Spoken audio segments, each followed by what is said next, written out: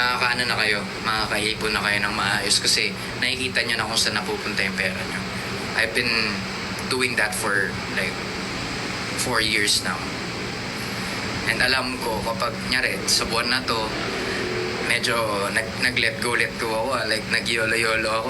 Hindi, okay lang yan, sige lang, meron akong pera. Tapos darating yung punto na mag-aalala ako.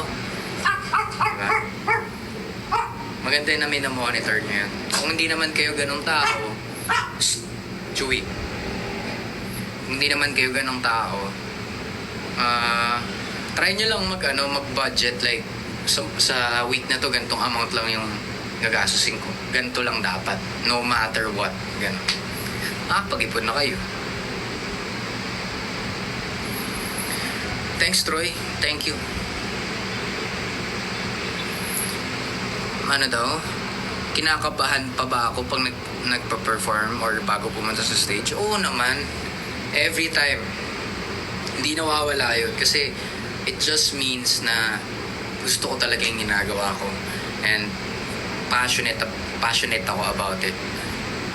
And normal naman siguro sa lahat ng P-pop yun, may stage fright. Pero minimal na lang siya. Hindi na like before na first talaga. Like first time ganito, first time ganyan, laglag yung mic. Mga ganun. Hi, Clarky. Oh, yun, ganun sis. Excited na kinakabahan. Normal naman yun. Kahit naman kunwari, alam mo talaga yung presentation nyo, like sa school, alam nyo yung sasabihin, alam nyo lahat ng pwedeng itanong, kinakabahan pa rin kayo. Normal lang yun. Ibig sabihin, gusto nyo yung ginagawa. O hindi naman sa literal na gusto nyo, may pake kayo. Ganon. May pake kayo dun sa gagawin nyo. Kaya kayo kinakabahan, kaya kayo nag-overthink minsan, kasi may pake kayo. Yun lang yung good side dun. Pero, mali din na i-overthink. Just do it. Matututunan mo yan along the way. Hi, Chelin. Mag-review ka na.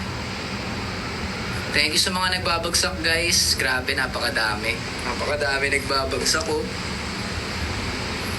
Thank you, guys. Thank you sa gifts. Thank you for sharing the live.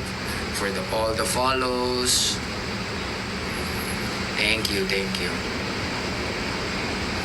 Hello. Good night, Jessa. Good night sa mga matutulog na kayo. At sa mga hindi pa, kung may mga kailangan pa kayong advice or may gusto lang kayong pag-usapan, tanong sa akin, story time. Alam niyo naman ako, madali naman akong kausap sa story time eh. Ang katapat lang niyan, gifts. Ano daw? Kuya Sam, what's a personal challenge that's changed how you view being an idol? Personal challenge.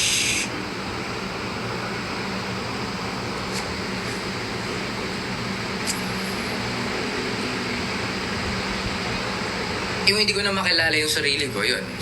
Simply, ganun.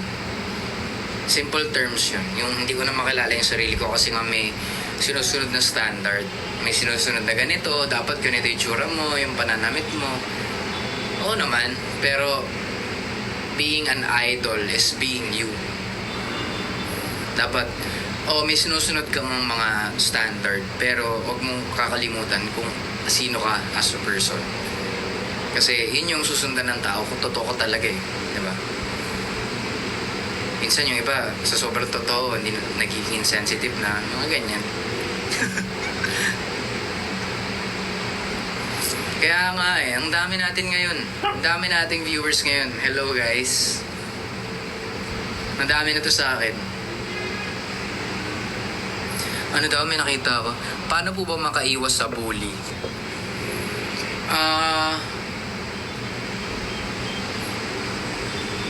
Have friends. Ayan. Kasi kapag lagi ka mag-isa, takaw mata ka sa bully. O kaya ikaw mismo, kung pag binuli ka, edi palaga mo. Huwag naman violente. Pero, you just put him or her in their place para di na nila ulitin. Diba? Thank you for the follow, Alec. Good luck sa exam.